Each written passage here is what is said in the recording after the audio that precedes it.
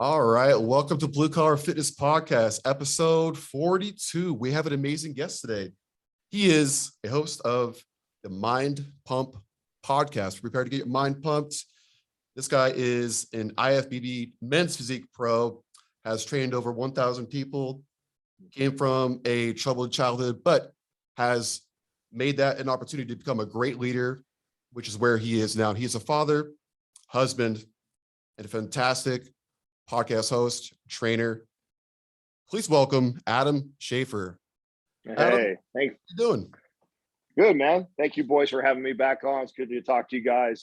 Been fun watching you guys continue to grow and do your thing. So excited to catch up. It's been a while. I think a lot's happened since probably the last time we talked. In fact, I don't know if I can still carry the IFBB title anymore because when people say, they go, I don't know, that dude doesn't look like he's a pro to me. I just watched your transformation. Me and Josh did from 7 years ago. I think, was Katrina filming you a little bit? Yeah, no, I had Katrina. I mean, Katrina and I have been together for 13 years. So she was with me through that whole process and concerned if that was going to be my life or our life for the rest of our lives while we were going through it. And I assured her that was all part of the master plan, that, once the business, took off and, my IFBB status was irrelevant, that I would move away from the competitive circuit. It was always just a stepping stone for me to kind of really launch the business and to build some sort of an authority online, because maybe in my small town or community, I was known as a great coach, but the rest of the world has no idea who Adam Schafer was. And the idea was just to use that to kind of catapult the podcast and the business. Right. You've had quite the evolution. I mean, you started in fitness in 2001 and you've evolved to this person who has an authority, but also cares about providing value. You've trained a lot of people, just like I mentioned in the intro, and you've probably got a lot of fans from Mind Pump. I want to open with a kind of an icebreaker question and ask you, what's been kind of the funniest or most awkward experience with either a client or a Mind Pump fan? Wow. I've got so many of those. Probably one of the most, if we go to clients first, right? So if we do a client awkward moment, I remember when I was only 22 years old, I was working in a 24-hour fitness gym as a trainer. And I was actually getting ready to do an assessment on this girl. And I was explaining to her where I would be taking her body fat percentage from, right? So right on her waist, her mid back, and her arm, right? So I'm telling her the 3 spots, and I turn around to grab my clipboard and she had taken her shirt off completely. And I remember as like a 22-year-old trainer, I was lost for words. I didn't know, obviously I said, oh, you didn't need to do that.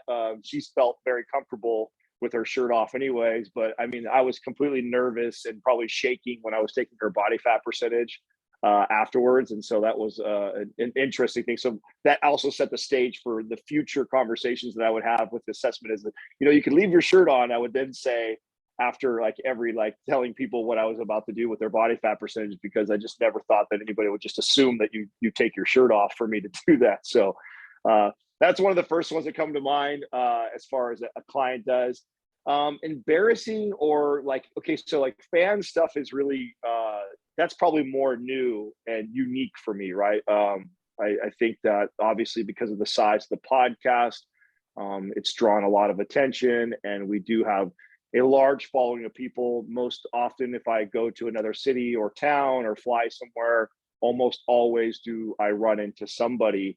And I really do, I love it and I appreciate it. I love talking and meeting the people and how the shows kind of impact them. To be honest, Katrina used to make fun of me a lot because it was very awkward for me, because that was so new and I didn't feel like a celebrity or feel like I should have fans of who I am or what I do. And so she would always tease me afterwards. Someone would come up to me at a concert or at the airport, and she'd be like, why do you act so weird when somebody comes up and meets you? And I'm just, it feels weird because I don't feel that way inside. I don't feel any different today really than I was, 20 years ago, as far as the trainer and stuff. And these people come in, they start pouring their heart out to you. And a lot of times they already feel so connected to you because the show, we share so much about our personal lives. And so it's this kind of like awkward feeling of they know so much about you, you know nothing about them, and they want to start talking to you as if you were the best of friends. And I like to think I'm a really nice guy and want to meet and get to know everybody, but sometimes there's this awkward like I got to go or I got to go do something, and they're talking to you as if they're like a best friend, and it's a weird transition. Like I've had people literally just keep talking to me and following me wherever I'm going, like by my side, and it's like, how do you break off from that conversation and tell them, hey, yo, I got to go, dude. Like we can't just keep talking. So Take a piss. yeah, yeah. So that has happened a lot. I've over the years, I've gotten better with handling that and recognizing that, hey, even though maybe I don't feel like that, there's a lot of people's lives that we've changed, through the podcast. And so just being considerate of that. And people get really shaky and nervous sometimes, which I always think that's so crazy and weird, but they do. We live in a different time now where even the young kids today, like if you talk to a kid that's under the age of probably 12 or 13, they probably couldn't name 5 movie stars, but ask them to name 5 YouTubers or TikTok influencers. And so we are in the middle of this weird transition. I come from the older generation where movie stars were such a big deal. I don't think what I'm doing as like a celebrity thing, but for that generation that's coming up, like the YouTube, being big on YouTube or being big on TikTok or Instagram seems to carry as much weight as like being a celebrity in the movies. So yeah, I'm still getting used to all that. And it's, I like to think I'm getting better at it, but it's a different feel for me when it happens, but I'm getting better about it. But so far, nothing really like, they would probably tell you that it's been embarrassing. Like people freeze up. Like I'll get somebody who they'll get in front of me, and then they've like literally had someone just like standing there. There's this awkward silence for like 30 seconds. And then they break the silence with, I'm so sorry. I'm so nervous right now. I've just listened to everything you guys do, and I absolutely love you. And like, so I would say that they probably have more embarrassing stories of when we first meet. And then you get to kind of talk to me and meet me, and I'm fucking just like everybody else. I'm a normal dude, and I think they calm down. But so far so good. I haven't had anything crazy over the top that's happened with a fan, at least not yet. Glad to hear there's nothing too crazy there, man. We have a lot of trainers and strength coaches that listen to this podcast, and I think one of the things that is hard for young trainers is how to scale your income as you become successful as a trainer. And there's online training, there's in-person training, there's so many different ways to monetize what you do. What advice would you have for young up and coming professionals? Well, I definitely think that we are in a much different time today than we were 2 decades when it comes to building a business as a trainer. And I also think that we're missing out if you are not at least exploring all the different mediums that people consume content. And that includes even silly ones like TikTok, Facebook, Instagram, YouTube, podcasting. These are all mediums that people consume content. It's very different than what it used to be. Back to the point we were just talking about, that the generation coming up don't think about. I mean, I bet you guys all remember like the TV channels that you watched the most when you were younger and stuff. Like nobody consumes content really through television anymore. Everything's through streaming, through an app, on Facebook, on YouTube, on Instagram, on TikTok. And so because of that, if you are not creating somewhat of a presence in some of those platforms, then I think you're missing out completely. Now, that being said, that can be very overwhelming, right? You've got all those different mediums that I just listed off. And if you're a one man or a one woman show trying to build your training business, and it's like, oh my God, where do I start? Well, the first thing I would do is I would dabble in all of them enough to figure out which one I like, because I think that's so important into building any business, right? If you're doing something you don't enjoy and you don't like doing, good luck doing that for a long period of time, right? You'll eventually probably give up on that. So figuring out what medium you like to use, where you maybe personally consume content, or what works best with your style or what you're best at, right? So I'm out of the four of us that own Mind Pump, I'm not as good at writing.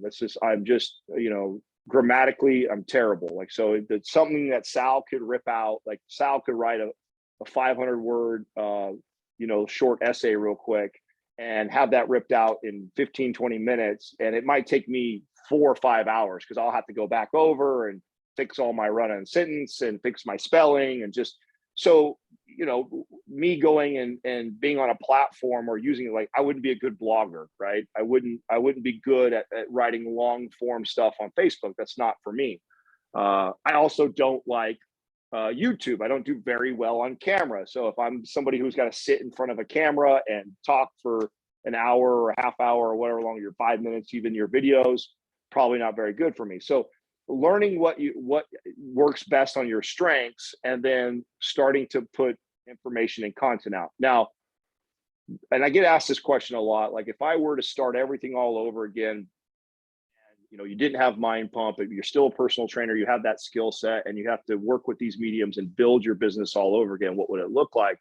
I've learned a lot in the last 7-8 years of building Mind Pump, and so I think that I would do a few things a little differently. One of those would be, I wouldn't overcomplicate the content that I'm putting out. Like, I think at the beginning, like many people do, they overthink what they need to put out there, and they're reading books or listening to blogs or other YouTubers or influencers that are telling them, like, here's how to hack the algorithm, and this is what they're, instead of like focusing so much on trying to hack the algorithm and figure out all the tricks to making something go viral, I think I would actually focus more on my current business, so my clients that I'm servicing right now, and the mediums that I choose to use, whether that be Facebook, Instagram, YouTube, or all the above, would really be there to support my current business.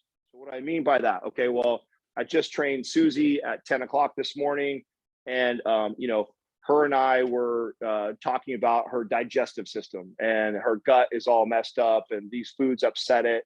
Okay, and maybe I'm completely unfamiliar with any of this, and so as a new trainer, I've got to go home, I've got to read about what she's got going on and what she should avoid and things that are good for it. And that's a post, that's a blog, that's a YouTube video right there, right? Like, I had to go research and learn about that.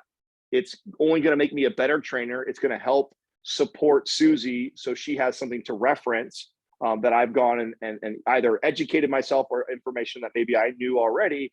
And that now becomes that post. Now, what's so great about that is that may not go viral. It may not be the best way for, the Instagram or YouTube algorithm, but it doesn't matter. It's going to live as a value add for the business that I'm already currently running. So Susie is going to appreciate that she has a place to reference it.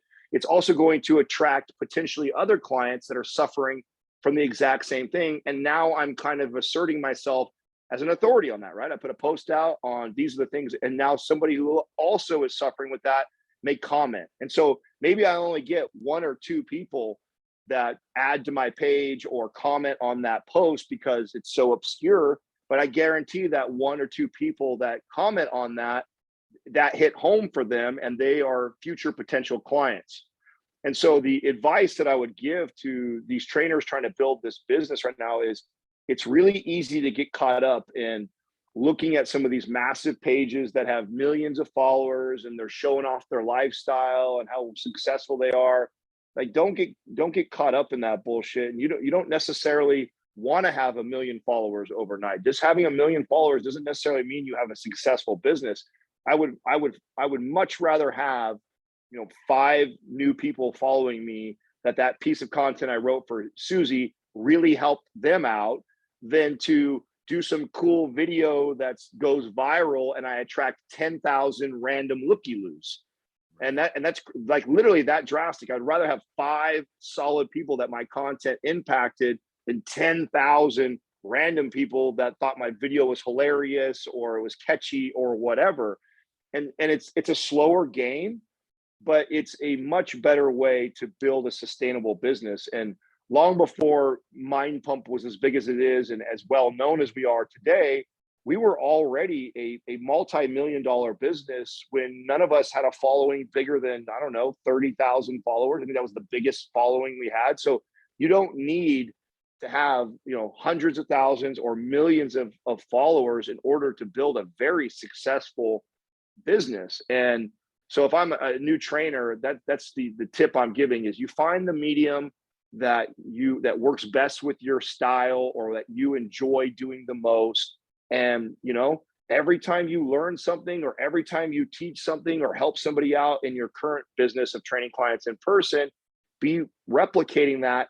And what will happen, and just so you know, like this is, I mean, MINDPUMP is 1,800 episodes in right now. Like I have addressed the same point about fat loss, about building muscle, about macros, about all the things that we all have talked about before, at least 100 times. And each time I do it, I say it in a little bit different of a way, or I refine the way I communicate it, or I shorten it up and make it more concise, or I learn to put a hook in it to get people's attention. Like I just keep getting better and better about giving the same goddamn advice I was giving, 15 years ago. And that's part of the game, is getting into this medium, putting out good value and content, and then evaluating that as people come in, like, oh, maybe someone thought that video was too long and drawn out, or maybe they didn't like the video because it took me 3 minutes to get to my point and they're here to learn about something quick, right? So you're going to learn that along the process, and you don't want to hijack or hack the algorithm to shoot you to 1 million followers before you learn all this stuff, because I think this is extremely important in your success as a trainer, as far as your conversion rate and being able to satisfy your customer and the lifetime value of a customer. Like the learning process of putting out content and thinking it's going to be good, and then maybe it's not so good, and then refining it and making it better, and what medium is best for me. Like I think that process is so important, and we're in this era of we want everything so quick and fast, and then we expect that I'm going to follow this influencer who's going to give me the secrets to build a 7-figure business, and we're looking for all these shortcuts. But the reality is, the number one thing is to educate and get the actual hands-on practice at being a good trainer, to develop your skills. And then once you have a solid base of skills, the next thing is to start sharing what you've learned and giving that information out, and not being afraid to share all that with your community on Instagram, Facebook, YouTube, TikTok, or whatever platform that you're using. And right now, we use all those that I said, and we tend to focus our energy on the ones that convert the best for us, or show the best as far as it's what kind of customers that we're attracting from that type of a platform. Like for example, right now we really just started to put some energy in TikTok. Part of the reason why TikTok was like the redheaded stepchild, or the last thing for me to really address, is just because I know I've dabbled in it a little bit already, and the conversion rate, the type of customer that we attract is just not as good as the customer that we attract through a podcast, or through the YouTube channel, or through Facebook or Instagram, or via email capturing. So, as a business operator, I'm always evaluating it. I know that doesn't mean that I was going to never do TikTok. It just means that most of my energy and focus were on the things that were converting the best and helping scale the business the best. Okay, now that I have some extra resources, i.e. money, I can go throw that at something like TikTok, hire a company to basically use my content to repurpose it for TikTok. Now let's grow it. So now we are aggressively growing TikTok, because I know some people will say, oh my God, I've had huge success there. Well, for me, we didn't have a ton of success in comparison to the other mediums. So we doubled and tripled down on the ones that we felt we did the best. And then over time, we've tried to add those other ones. And so I know that was a very long answer to your question, but I really think that's how I would start. Yeah. So really triple down on what your strength is, and the strength also being the solution you gave to a client's problem, or whether you're educating someone one-on-one or in a group class, and then posting that content, and then you might get a few other people that'll help them. Speaking of content, we've been able to produce a few programs since we last talked. We have the at-home program, our flagship program, the hypertrophy program, and then summer body, and then coming up this month is a bodybuilder. So I've seen your success with Maps Fitness products. And how do you promote that? And how do you add value and explain that value to potential customers and people who want to buy your programs? Okay, there's a lot there, right? So when we release a program, and I think the reason why the programs do so well is because we first spent most of our time and effort giving such good, free, solid content that people can take and then apply that to their life.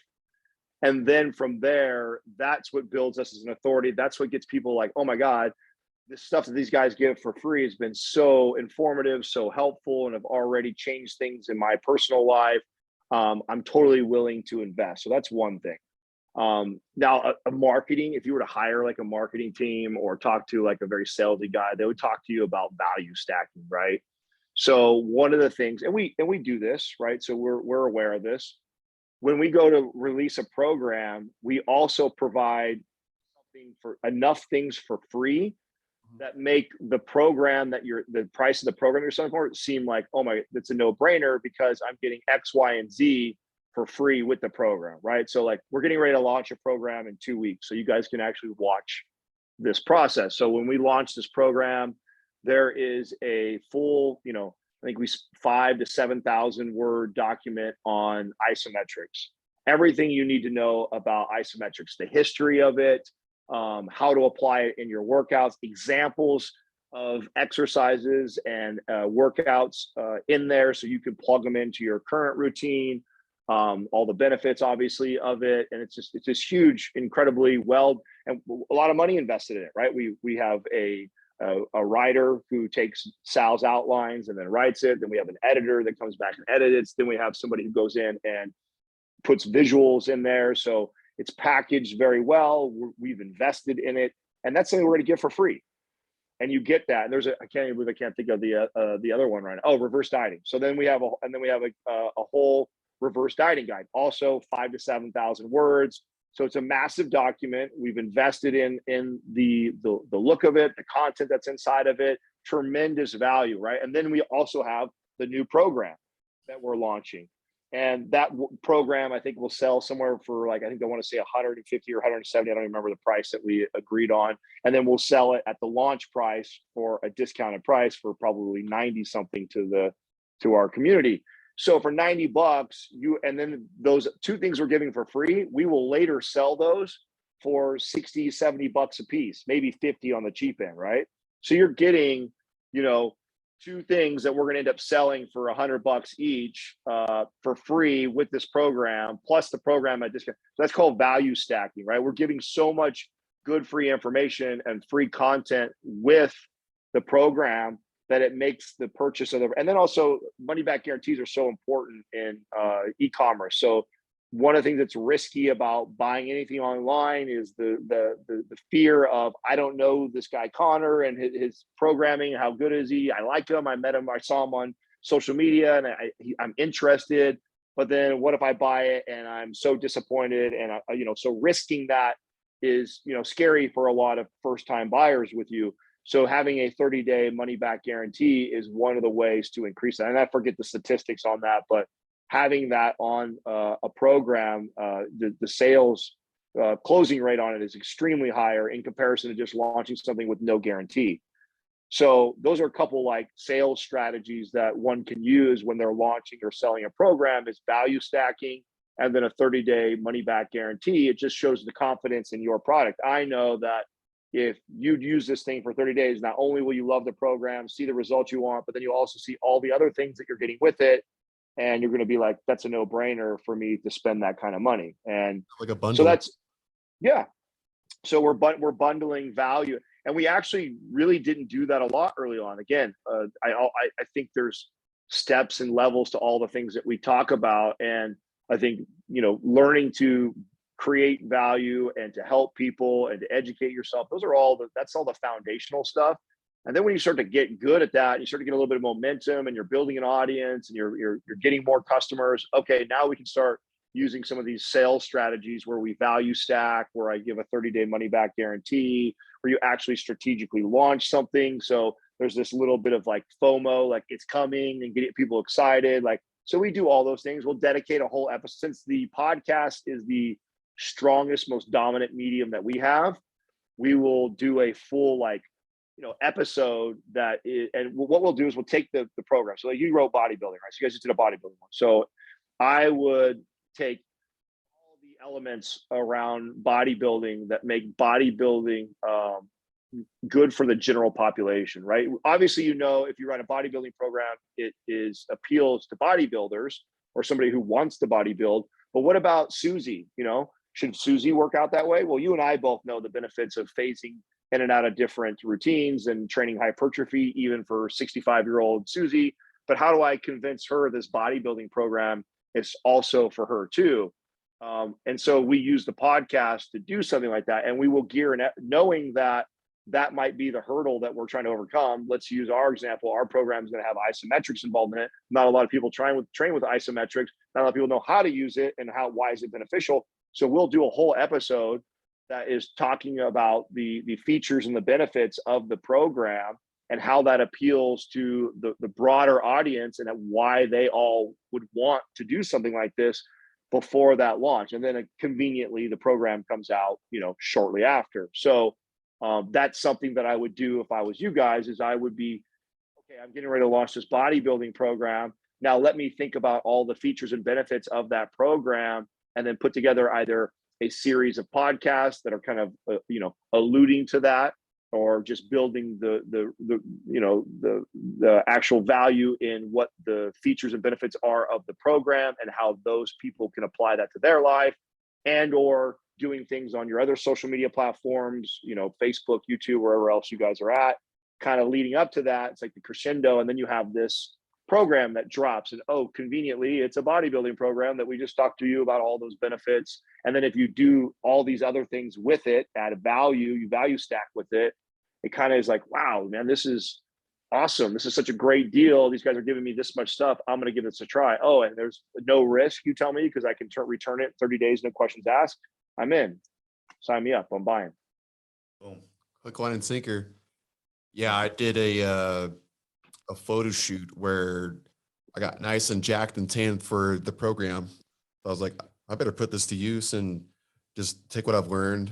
But you're saying that even though it appeals to the more extreme bodybuilders, kind of universalize it and educate people on how bodybuilding phases can help them, going down to like the average, older person.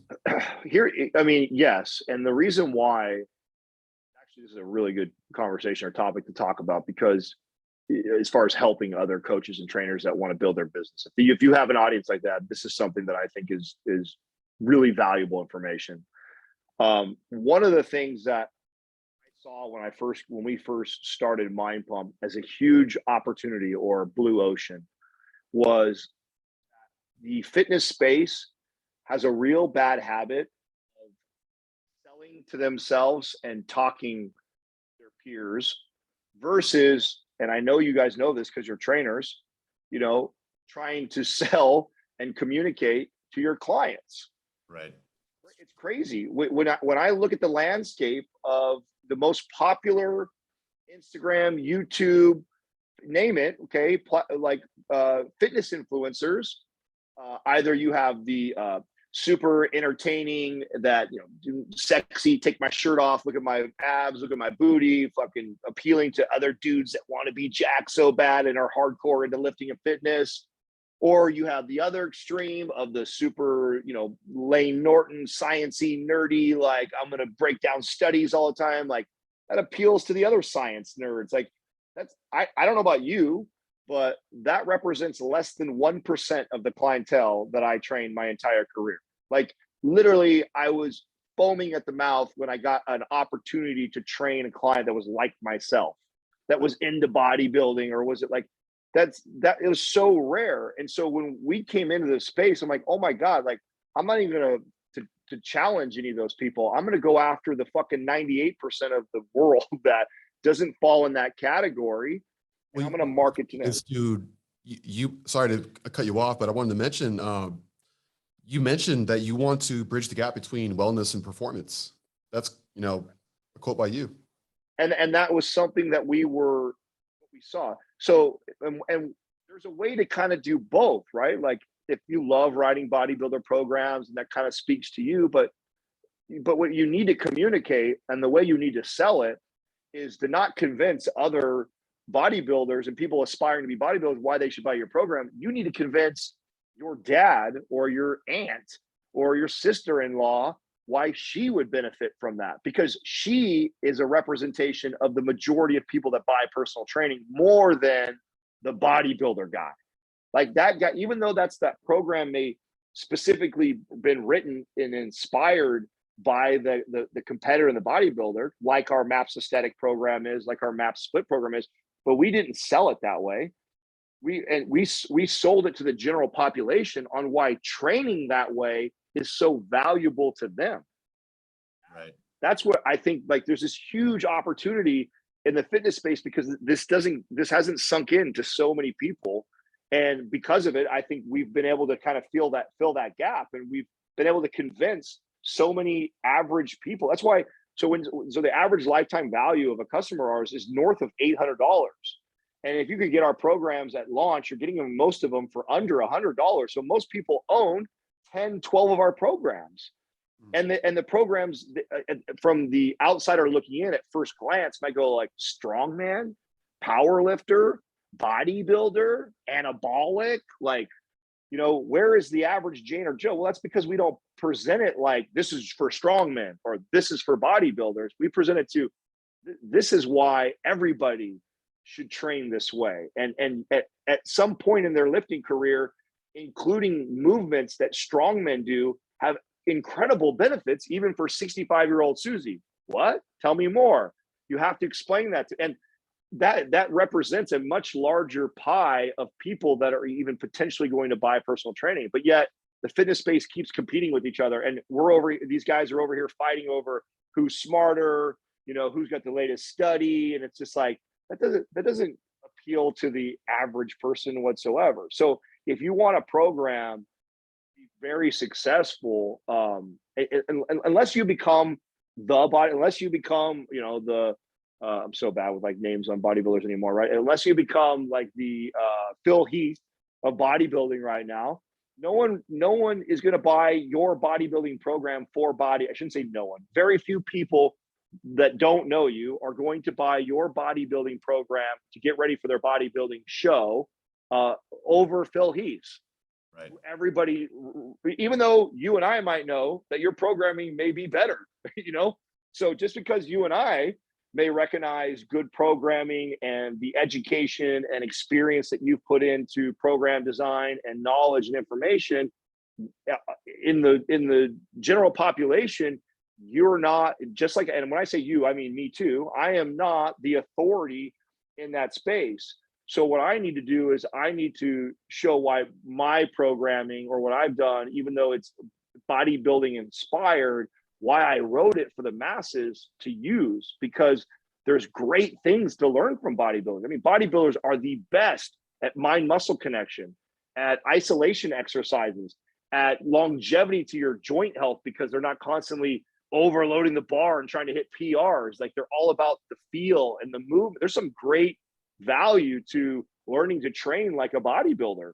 So I am going to sell those concepts to my audience, because I want Susie to say, you know what? I have never tried something like this, but after listening to Adam talk about why it's so valuable, it sounds like something I might need.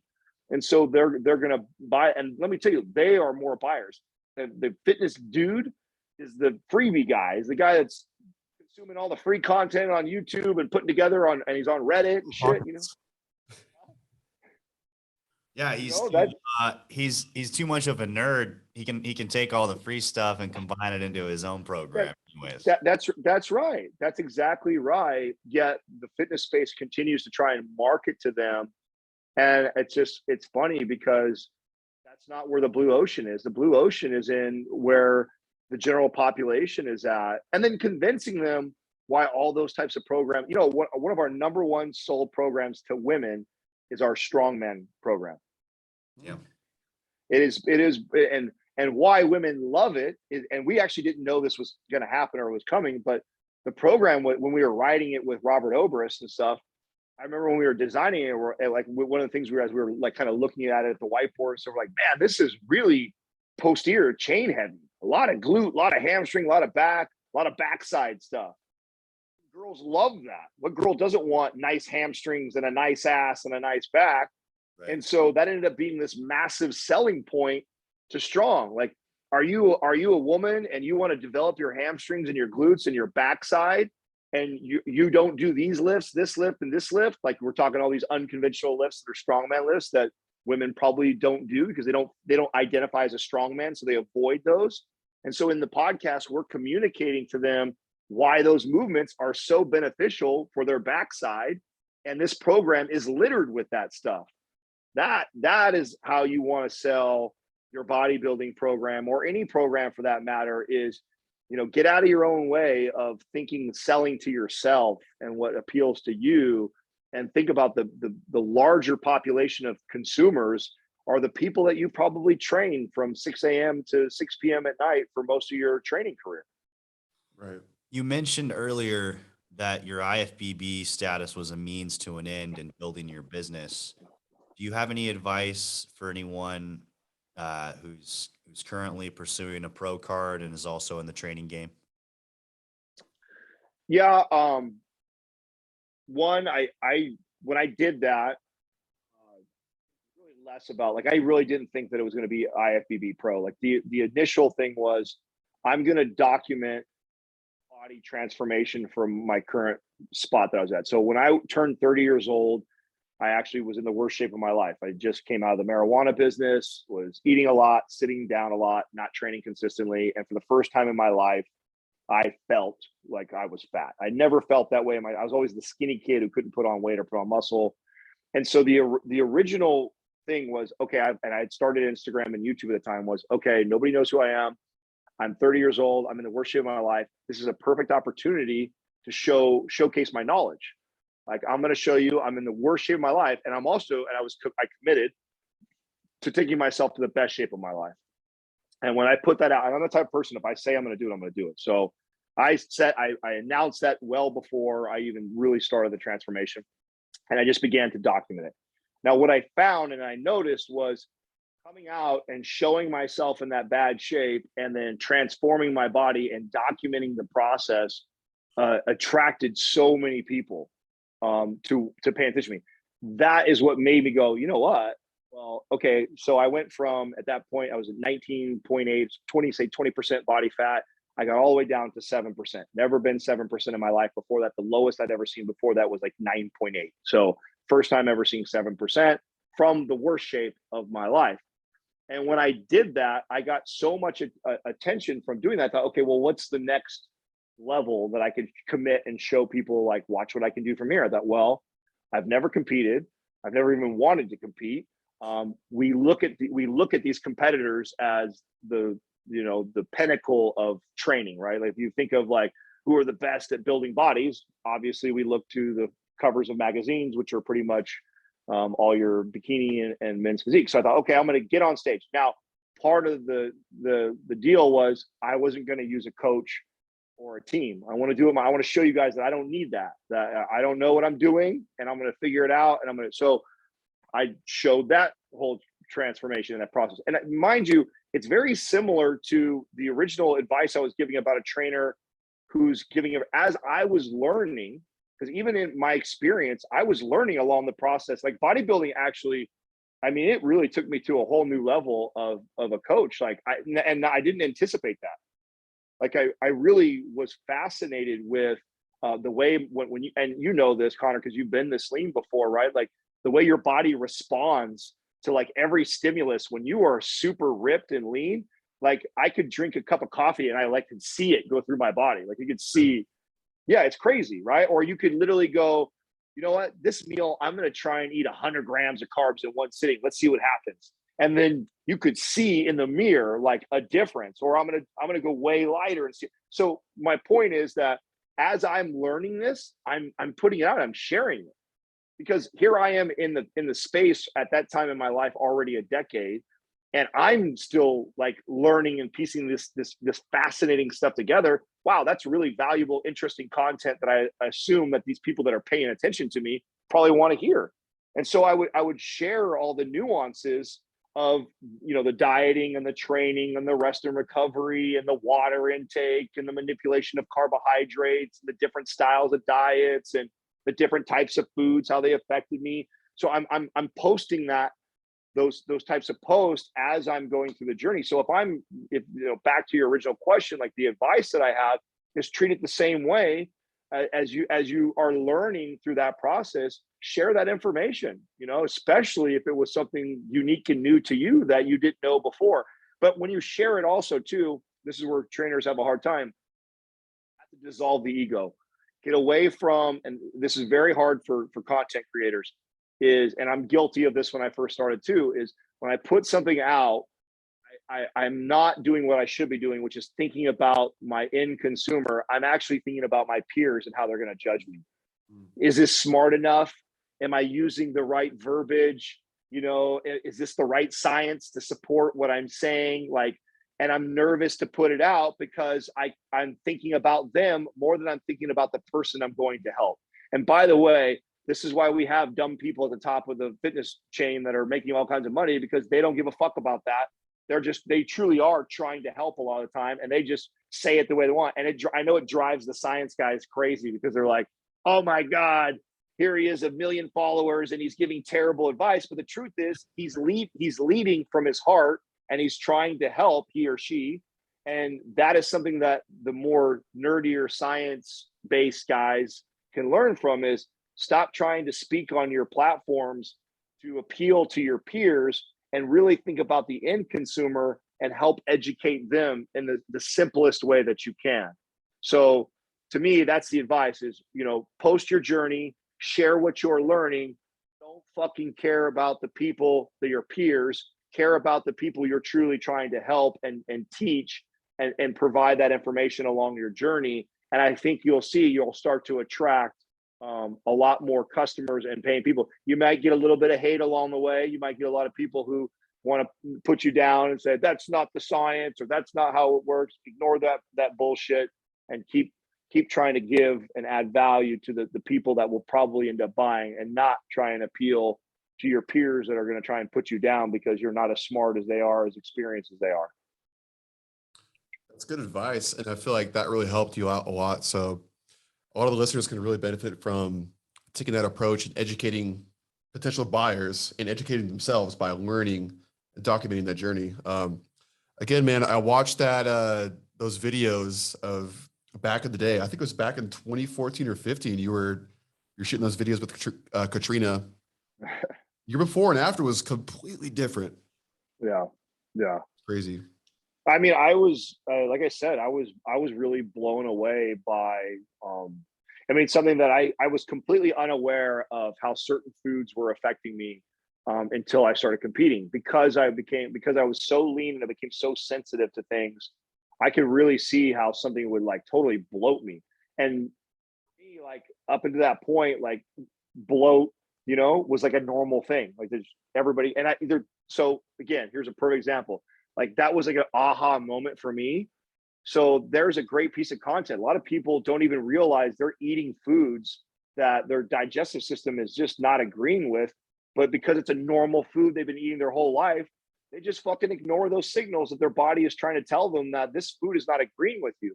If that food is not agreeing with you, there's a whole host of things that potentially could be happening, or a whole host of things that could be stifling your results. So that was like this, oh my God, aha moment for me. Another aha moment for me was getting on the scale and seeing the manipulation of weight through carbohydrate, sodium, and water intake. I mean, I documented this also. I could shift my weight by 9 pounds through the night, 9 fucking pounds.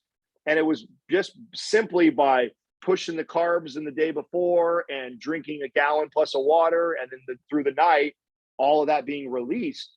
Now, why is that so important? Well, I remember as a trainer training clients, if my client came to me, I see them, let's say Monday, Wednesday, Friday, and Susie came in on Friday and she goes, Adam, I gained 9 pounds. I would fucking freak out. Like, and I would probably, Yeah. And I would probably give bad advice. I'd probably like, what did you eat? You know, show me what you did. And so you got to know that with a trainer. Now think of the average person who doesn't know better. What do they do? Right. They see their scale. So, and that's an exaggeration, right? 9 pounds is probably not happening to Susie, but 4 pounds is very realistic to happen to Susie. If Susie ate, okay, so for every 3 grams of carbohydrates that you consume, your body holds on to 3 more ounces of water. If you double your sodium intake, your body's going to hold the water from that too. If you increase your water by 6 cups of water and you do all those things, you're going to have that much water, which then will probably equate to anywhere from 1 to 4 pounds in one single day. None of it was fat. You didn't do anything wrong. You just had a little more sodium, a little more carbs on that day, and maybe a little bit more water that day.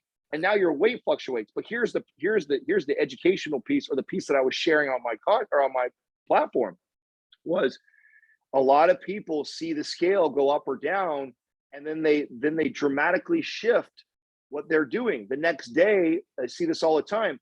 Then the client gets on, or the person who doesn't have a trainer gets on a treadmill and starves their body the next day. They go, oh my God, they feel guilty. They gain 4 or 5 pounds. So then the next day they skip meals, or they eat salads all day, and they get on the treadmill for an hour and a half, like not realizing that they were actually probably doing perfect. Right. They were right on pace with it. But now they all of a sudden go that direction. And now we're just now the body's going, holy shit, she's gonna push me on a treadmill. She's gonna not feed me any more food. So what ends up happening is it initially, in layman's terms, it slows the metabolism down, right? It adapts to the signal you're sending, which is exert energy, don't give the body fuel. So the body responds as it should, because we're that special. It goes, okay, I'm going to hold on and conserve energy because this person's pushing me and starving me because it thinks that I wasn't well fed or taken care of the day before. So that was like mind blowing to me when it happened to me as a competitor. And so I found that as an opportunity to make content around that. Like, oh my God, if I'm just learning this, I'm 30 something years old, I've been in fitness for over 10 years, and that light bulb never fully went off for me. I got to share this. I got to share this because there's got to be thousands of people that are not even nearly as educated and experienced as me that have suffered from that same exact feeling, and probably made, and guess what? You make that content, and what do you get? It's like, oh my God, that's happened to me, or, oh, that's what's going on. I had no idea. Like, so that's the type of stuff that while you're going through your journey and your process, that you're kind of sharing. And, I think that over time, you'll refine how well, I think the way I communicate today on the podcast, 1,800 episodes compared to how I communicated 1,800 ago, is night and day difference. You get better and sharper, and all that stuff is experience, right? So, I couldn't have fast tracked to me today without putting all those years and hours of practice in. And so if you're a coach and you're listening and you're wanting to scale your business, like, those are the necessary evils. First and foremost, get your ass to work and get the reps in and start practicing communicating, and come from a place of trying to add value and help people, and start building your content around the consumer and not your peers that you're afraid are going to judge you. We like to ask some deep questions on the podcast and kind of dive deep a little bit, because I've always known you to be kind of like my buddy or my leader, even though we didn't meet until a year and a half ago. And you coming from a childhood where you were forced to be a leader when your father passed, and growing up, you were highly successful as a 21-year-old. And then now, you're a great leader with MINDPUMP. What does that mean to you, Adam? Like, what does it mean to be a leader and have thousands or more people listen and heed to your advice? It's funny. I think that the people that find themselves in this position many times were not seeking it, right? Like, I wasn't out to really, I'm very fascinated and interested in leadership, and I'm always trying to develop that skill, and I see tremendous value in learning around that. But I actually I wasn't the person who wanted all the attention, or I'm like, I was born to lead, that's what I'm going to do. I think I probably tried to avoid it as much as I could, but was kind of forced into that situation a lot of times. It's a double-edged sword, right? I think that there's a part of it that fulfills me and it makes me feel good, right? To the point you made, that what I came from where I'm at. Like, so there's a bit of pride that comes with it. But then there's a part of me that is always, and I stay on guard and fearful a little bit, because there's a lot of responsibility that comes with that level of leadership. You know, you got millions of people that are tuning into you on a weekly basis. A lot of stuff I say, people hang on every word. But what I like about that is the self-awareness piece. Like, I think that's maybe one of the most important attributes that I ever focused on. And it started from a very early age. I think emotional intelligence is overlooked, and self-awareness may be the single most important key of my life. So not just in business, in relationships, my partnership with my wife, like the ability to reflect on the things that you say, to challenge your own beliefs. The podcast has presented that. I love that. Like, it seems very narcissistic to listen to my own podcast, right? But I do every once in a while, right? I tune in and I don't listen to every episode anymore, and I haven't for a very long time. But I occasionally I will, especially if it's an episode that's going viral or a lot of people are talking about, I'll go back. But mainly what I'm going back for is not to feed my ego, but actually to evaluate my own belief system and what am I saying and what am I communicating. Early on, there was a lot of like, oh my God, I sounded like that, or I can't believe I said it that way, or do I really believe that? Like, so that part I love. I mean, I absolutely love that I have this recorded, conversation that I'm having with, some of my best friends now and business partners. And I'm sharing a lot about myself and my personal life and my beliefs, and, hearing me communicate that and listening back to it allows, it's a great tool for growth. It allows me to unpack and go, man, I noticed that when Sal or Justin said this, I got really fired up or a little bit emotional about that. Like, I talk about this too, like developing self-awareness, like how this journey was for me. And I used to lie awake at night and I would kind of evaluate my day. And I journaled for a while when I do this. I do all this in my head now, but I used to write this down, where I would evaluate all the peaks and valleys of my day. Like, at 2:00 in the afternoon, I met with an old friend of mine. He came by and said hi, and we talked for an hour. And man, it gave me great joy to talk to him. It fulfilled me for the hour or the time that we spent together. And I would make a mental note, like, that's important to you, Adam. These are things that you should foster in your life, and no matter what else is going on, that don't allow that to completely fade. And then there would be things that made me upset, right? So maybe someone that worked with me or worked for me pissed me off, or something happened where I would start reacting, or I got into it with somebody. And instead of looking at that situation and going, what did this person do? Or I can't believe, like I completely removed them from the situation, and I would unpack why I reacted that way, or why I felt that way. Because there's so much gold there and so much opportunity for personal growth there. So nobody should ever be able to affect you emotionally, and it is never their fault that you do.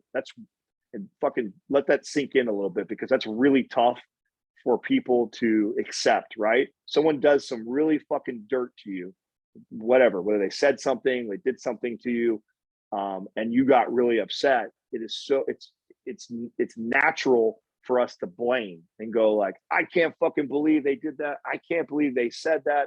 Fuck them. Or you have this attitude. When I've trained myself to remove them from the equation and go like, wow, that really escalated, or that really made me upset, or I can't stop thinking about that thing that happened to me today. What does that say about me? What does that say about, like, and 9 times out of 10, there's some deep rooted insecurity with myself around that. Like, I allowed that to bother me. Why should that bother me so much? Just because they did something or said something to me? I'm giving up my power by allowing them to fuck up my day, or for me to even be thinking about this 4 hours later. Like, my brain power is way more important to be shifted in another direction towards growing or improving or scaling. Yet here I am working out this issue I have. And again, the natural reaction is the I can't believe them, or fuck them, or go gossip about them, or do something to retaliate to them. When it's like, whoa, whoa, whoa. Where the gold is at is, what is it yourself that allowed you to feel that way? Like, man, and having the podcast accelerated that to a whole nother level. Like, I feel like I've grown more in the last 8 years than I had the previous 30 years of my life. And I think that skill of self-awareness and self-development, I think it transcends all mediums, all pursuits, whether that be in relationship and business and family, and I mean everything. Like, and so I absolutely love it for that, you know. And if you don't use your platforms for that, I highly advise that, and to challenge the things that shake you up the most, and to go deep into figuring out what is it about that thing that person said that allowed you to do that. And like I said, 9 times out of 10, it will be a deep rooted insecurity that you have that you still haven't completely worked through. And that's the reason why you reacted or were bothered so much by whatever this person said or did. Psychology lessons from Adam Schafer. Gave us some Wow. things to think about, man. I love psychology. Yeah, man. Taking time for us today, man. Appreciate you taking time for our audience. You have anything to add before we close it out for today, Connor, Adam? Yeah, I just want to thank you and congratulate you on everything that's been going on. Me and Josh listened to the Tony Robbins interview. So holler, let's go. Make it some that was the single most incredible thing that I've experienced since Mind Pump has been around. I get asked almost every interview. Somebody asks, what was like the most impactful moment in Mind Pump? And probably every time I answer that question, it's different depending on where my head is at or what's happened to me recently. I predict that will be the unanimous response by me and my partners for a very long time. That's how powerful and impactful and unique and fun and that experience was for us. It was incredible. What do you have on the horizon, Adam? What's coming up that's positive and that you're excited for? I'm excited about a lot of stuff. We've got this year. We're making a good push again we're gonna drop 4 programs this year, which we haven't done that since the beginning of the business. So we've got 4 programs that are coming out. The next one is really cool. We've got 2 or 3 of the 4 I'm really excited about. So I really like what we're putting out. This next one is really cool. And I think plug anything you need to plug on here. No, it's so good, guys. They'll see. It'll come around. It'll be great. So I'm excited about that. I'm currently excited about what is going on TikTok. So we just recently hired a company to kind of take that over, and they've done 3 posts. 2 of the 3 posts have gone viral already. So, that's a really nice feeling to have outsourced that and have another company doing it. And I'm completely hands off, right? So we don't have to make special content for that. And so to have somebody doing that and building that out, that's really exciting. We're completely redoing the studio, and we took off for a week because we had the whole light system remodeled. So we actually hired a company that works with like Netflix and HBO and movie productions and stuff like that, and did a whole overhaul on the lights. So we're really trying to take the YouTube experience of the show to a whole nother level. And you can see a glimpse of what that's looking like on the last episode that just went live on the YouTube channel. So you can see how dramatic the lights look, and like there's a bunch of stuff that's coming. So this is like the first phase. So the lighting has completely changed. It looks different now on YouTube. And then all the backlighting and all the stuff that we're going to put inside the studio is happening. So I'm excited about that.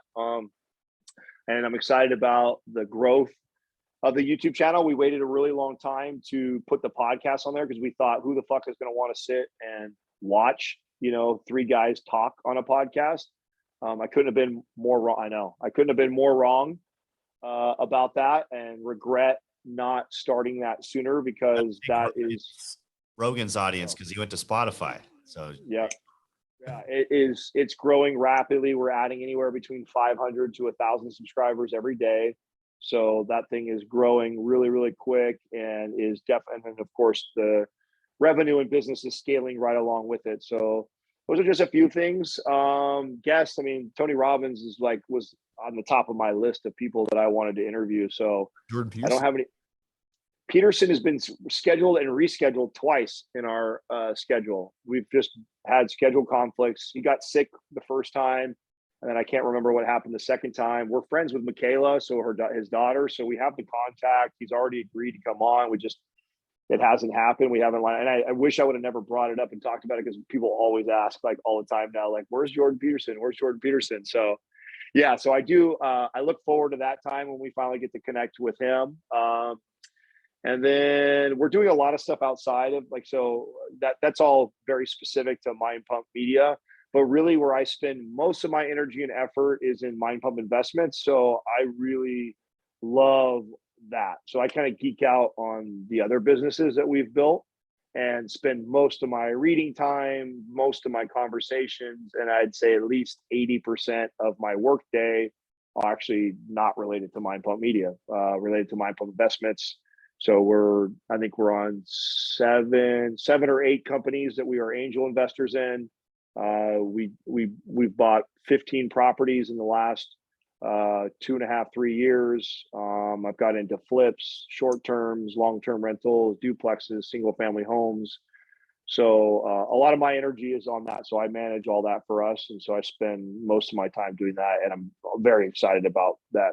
We got one that's being built right now that is by Oklahoma University, and it's a duplex that is built for college students. Will hopefully be one of the best returns on our investment out of everything we've done so far. So I'm excited about that.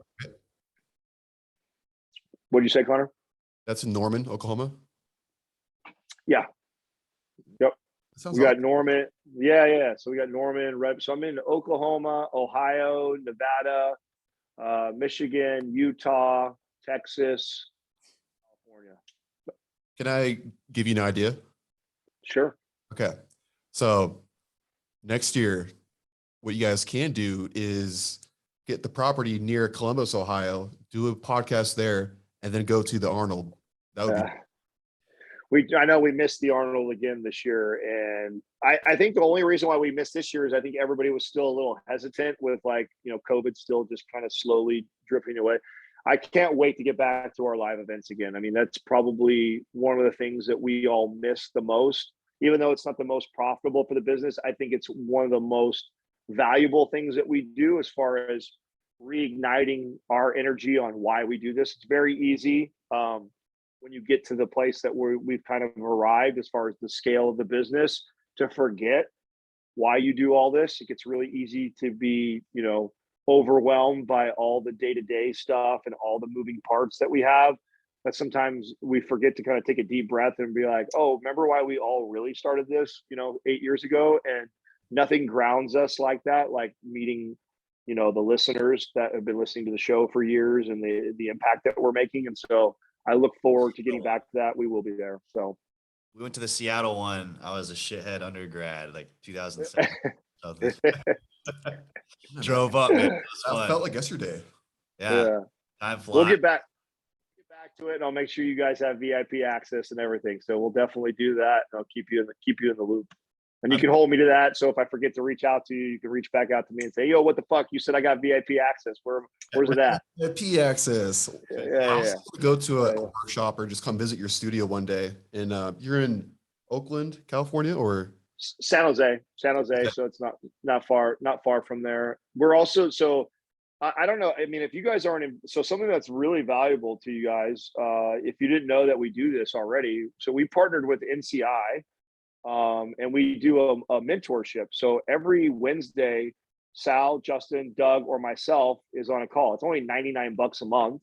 And you actually have a 1 hour Zoom call like this that's interactive, that we're mentoring other coaches and trainers. And Jason or Chris, one of his guys, is normally interviewing one of us. And we cover everything. Every week I come on, I drop 2 books.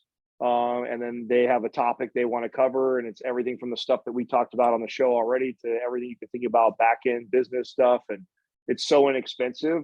We don't push it really hard because it's not a big focus of ours, not a big revenue stream for us. But you want to talk about real solid value for someone trying to build their business and wants like a, you know, direct connection to us on a weekly basis for $99. I would charge somebody more than that per hour just to see me. So the fact that you get access to Doug, Sal, Justin, and myself every week, I think it's a hell of a deal. So that's NCI. So we have it's NCI mindpump.com, mindpumpnci.com, or NCI mindpump.com. So bad with all this stuff. One of those. We'll find if people want to find you guys, where do we reach out? Instagram, TikTok, where's the links? Yeah, anywhere, man. You guys can like literally Google Mind Pump, and I haven't done my job if we don't pop up everywhere. So I mean, and take advantage. That's right. Anything, and then take advantage of all the free stuff. That's what I tell people. If you've never heard me before and you're interested in what we do, like we've put out a lot of free content on YouTube, mindpumpfree.com, and our Instagrams and everything, white papers. We got all kinds of shit. So take advantage of all the free stuff. All right, so we'll plug that in the show notes and do a post, tag you, and thank you so much, Adam, for coming on to Blue Collar Fitness Podcast. I also hope Katrina and Max are doing amazingly. I love seeing. Yeah. Thank you. Well, make sure you guys let me know when this goes live. I'll make sure to push it out on my end. Absolutely. Well, appreciate that, man. You have a great day. Thanks for taking. All right, boys. See you guys. Fitness. Yeah, Adam. Perfect timing. All right. Everything. Good stuff. Oh, fuck yeah. That deserves a high five. Oh, I mean, you survived. Oh. All right, we're done. So I gotta go. I gotta go teach a class because nobody can fill in. I'm gonna click stop recording.